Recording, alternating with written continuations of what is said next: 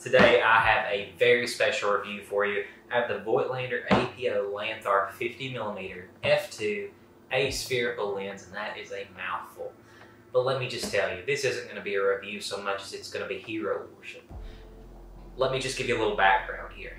I've been a photographer for almost 10 years, and the 50mm focal length, one of my favorite focal lengths to shoot in. I've owned the Nikon 50mm 1.8G, the Nikon 50mm 1.4G, the Nikon 58mm 1.4G, the Sony 55 1.8 FE, the Sony 50mm 1.8 normal, the Sigma 50mm 1.4 art, and maybe the Nikon 50mm 1.8 AIS old metal lens.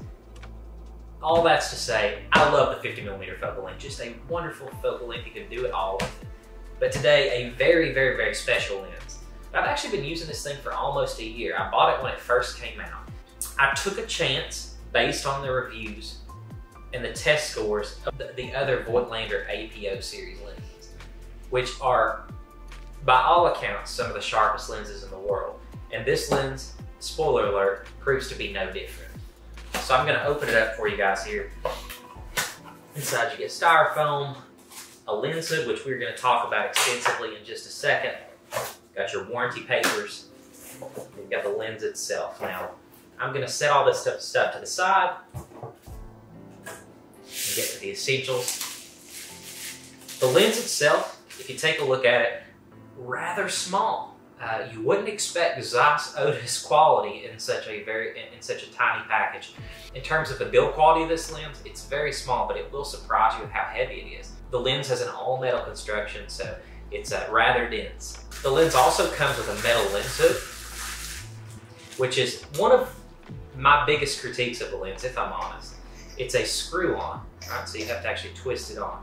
Now that's okay. That's not so much of a problem in and of itself, but you actually have two different filter threads. So the lens body has a smaller filter thread, which I believe is a 49, and then you have the lens hood filter thread, which is a 58. So you go from a 49 to a 58. So you're carrying two sets of filters, or you're just buying them to fit the outer hood.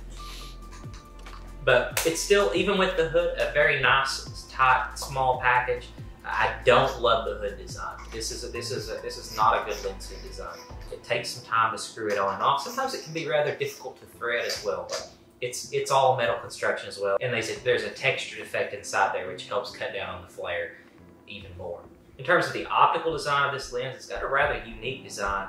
10 elements in 8 groups, so not your granddad's 50mm lens. This thing is very, very well corrected, as noted by the aspherical designation of the lens.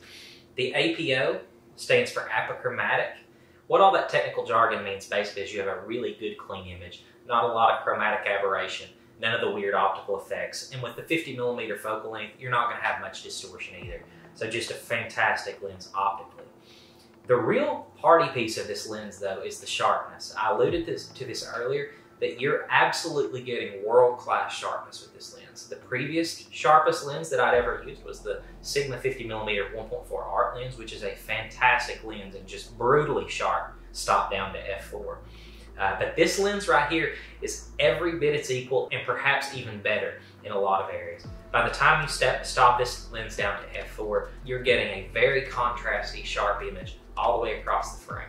Optically, this is one of the best lenses I've ever used. The one drawback to it is obvious in the name of the lens, is that it's an F2. It's not fantastically bright.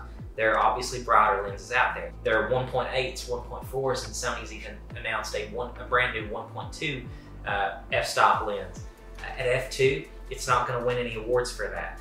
But I find myself, at least in my portraiture work, how much bokeh do we really need? I know a lot of folks get really hung up on that. And just for my personal preferences, I like a little bit of the background to be visible. If the background is completely melted away in every shot, it kind of limits your storytelling ability. But that's just my preference. Your miles may vary. I also own a Sigma 85 1.4, the brand new one, so that completely obliterates the background whenever I need it.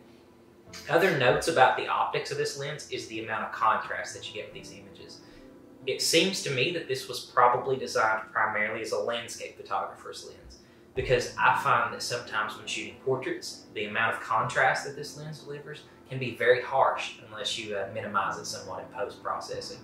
I enjoy the contrast because primarily my focus is landscapes, but when I do portraits, especially when there's bright sun, you have to really watch the contrast because this lens delivers on the contrast front. Describing the image character of this lens, it's a very sharp lens with very high contrast. Another fantastic thing about using Voigtlander lenses is the fact that they use straight aperture blades, which yield just absolutely wonderful sun stars. That was almost singularly the reason I chose this lens over the Sony FE equivalent. Sony uses rounded aperture blades, which do not yield fantastic sun stars. So you're going to get excellent sun stars, and I know for landscape photographers, that's very, very important. Before I give you my conclusion, I'm going to include a couple of sample photos that I've taken with this lens and let you be the judge of what you think about the image quality.